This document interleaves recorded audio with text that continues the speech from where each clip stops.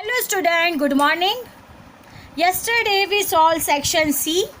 I hope you understand it very well.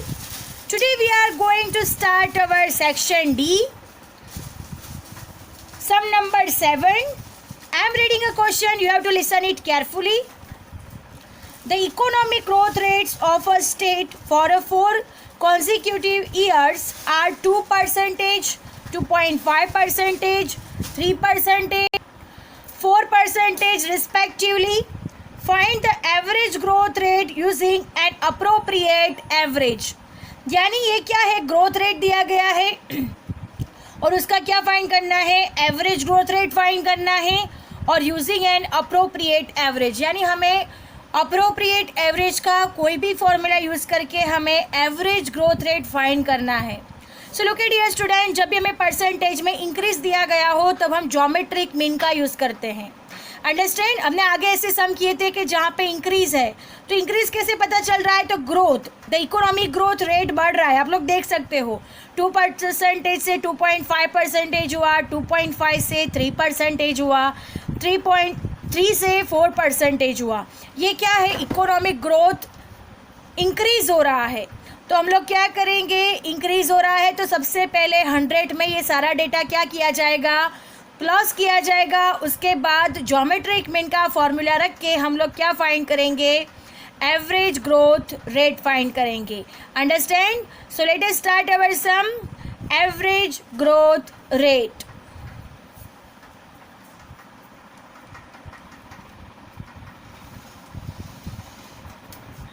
So look at here student, सबसे पहला step है जो percentage दिया गया है उसमें इंक्रीज करना है. राइट. तो x1 इज इक्वल टू 2% दिया गया था तो 100 plus 2 is equal to 102. Then x2 is equal to 100 plus 2.5 is equal to 102.5.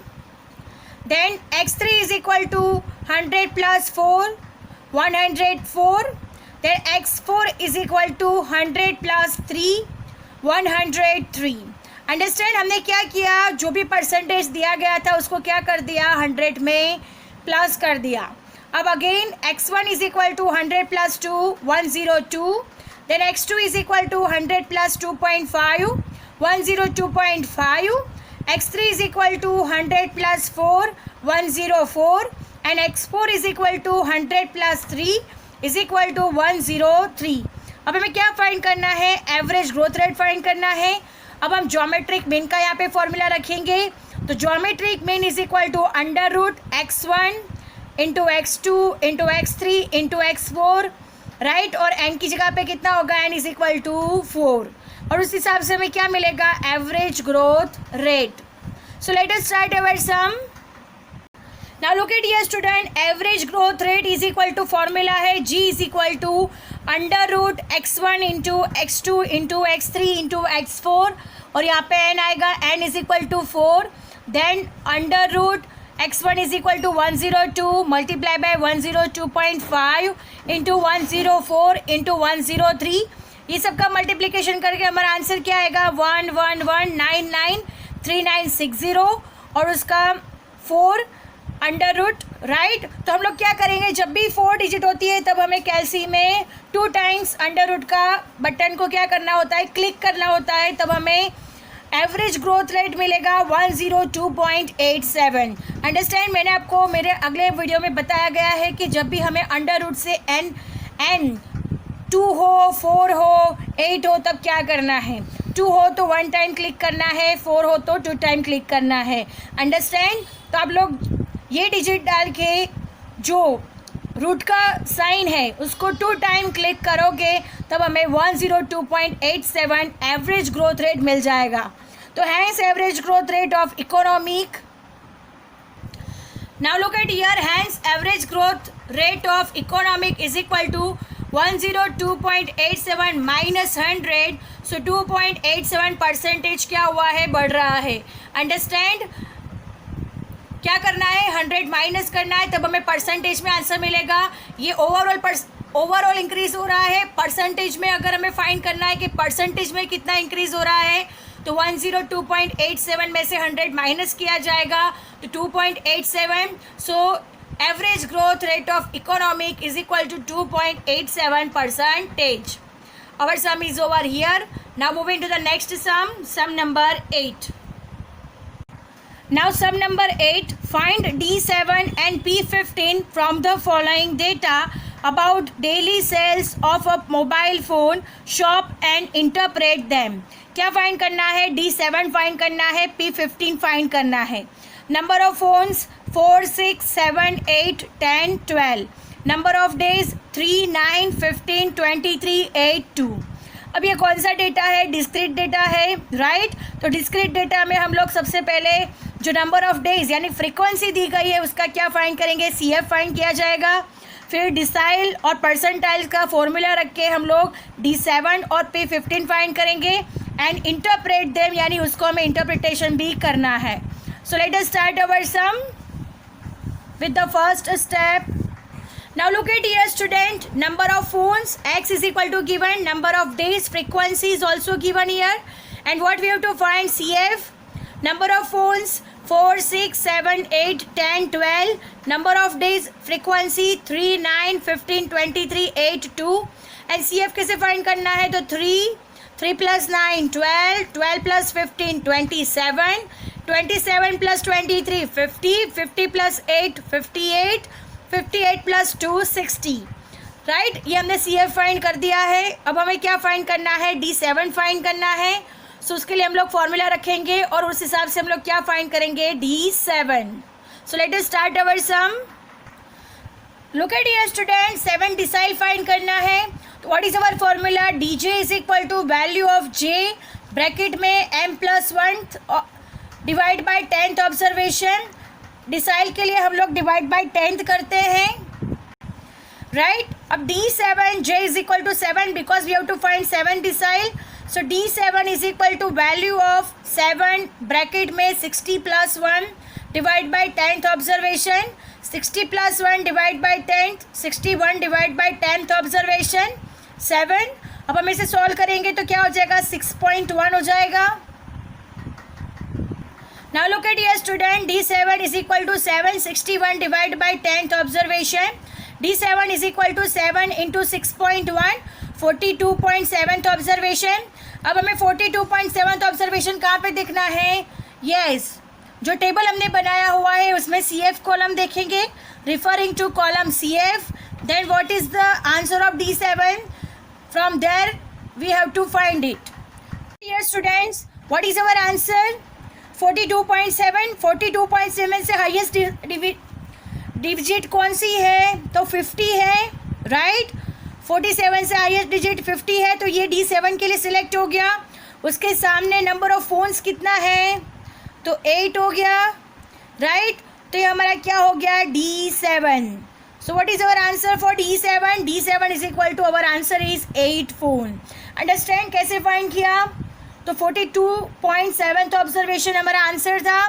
फिर आफ्टर CF में देखना है 42.7 से ज़्यादा नंबर देखना है, बड़ा वाला. तो 42.7 से ज़्यादा नंबर नियरेस्ट 50 है. तो 50 हमने D7 के लिए सिलेक्ट किया है. तो D7 is equal to 8 phones. So our answer is 8 phones. So referring to column CF, D7 is equal to 8 mobile phones. Understand. Now moving to the next. क्या find करना है? परसेंटाइल 15 यानी P15 find करना है. Now look at here student, 15th percentile P15 is equal to 15 bracket में m+1 divide by 100th observation. 15 into bracket 60 + 1 divide by 100th observation. 15 60 + 1 61 divide by 100th observation. 15 into 0.61 observation. अब हम इन दोनों का multiplication कर देंगे. सो और आंसर आएगा 9.15 observation. अब हमें 9.15 को किस में देखना है? CF में देखना है, राइट. 9.15 से बड़ी वाली डिजिट देखनी है. फॉर उस हिसाब से हमें क्या मिल जाएगा? P15 मिल जाएगा. Now look at here student, what is our answer? 9.15. सो 9.15 से बड़ी वाली डिजिट कौन सी है? तो 12. ये हमने किसके लिए सिलेक्ट किया है? P15 के लिए सिलेक्ट किया है. और उसके सामने कितने मोबाइल फ़ोन्स हैं? तो 6 मोबाइल फोन्स हैं, तो अवर आंसर इज P15. 15 का आंसर क्या हो गया? 6 मोबाइल फ़ोन. अंडरस्टैंड? P15 के लिए आंसर कितना हुआ? 6 मोबाइल फ़ोन. कैसे देखा? तो क्या देखा हमने? 9.15 से बड़ी वाली डिजिट 12, 12 के सामने एक number of phone 6. So our answer is P15, 6 phones. Now look at here student, P15 is equal to 6 mobile phones. अब क्या करना है? आगे इंटरप्रिटेशन भी करना है. तो D7 is equal to 8 phones is our answer. Therefore the sale of mobile phones of 70% of days will be 8 or less phones. और P15 का इंटरप्रिटेशन कैसे होगा? 6 phones our answer.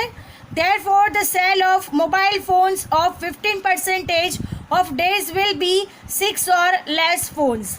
Understand? Our sum is over here. Now moving to the next sum. Sum number 9. Sum number 9. The mean perfume content in the bottles filled by a perfume manufacturer's machine should be between 29.6 ml and 30.4 ml. The 7 bottles tested had the following perfume content in ml: 30.2, 28.9, 29.2, 30.1, 29.4, 31.3, 31.4. Is the machine working properly? यानी हमें क्या करना है? ये जो data दिया गया है उसका पहले तो मीन फाइंड करना है. अगर हमारा मीन 29.6 ml से 30.4 ml के बीच में आता है तो मशीन कैसे कर रहा है? वर्क प्रॉपरली कर रहा है.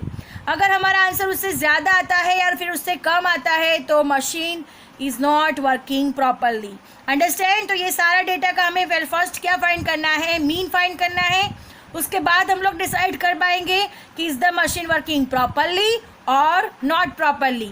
So let us start our sum. Now look at here student, we find the mean of quantity of the perfumes in the 7 bottles. सबसे पहले क्या फाइंड करना है? मीन फाइंड करना है. तो x bar is equal to sigma x divided by n. So sigma x 30.2, 28.9 plus 29.2 plus 30.1 plus 29.4 plus 31.3 plus 31.4 divided by 7.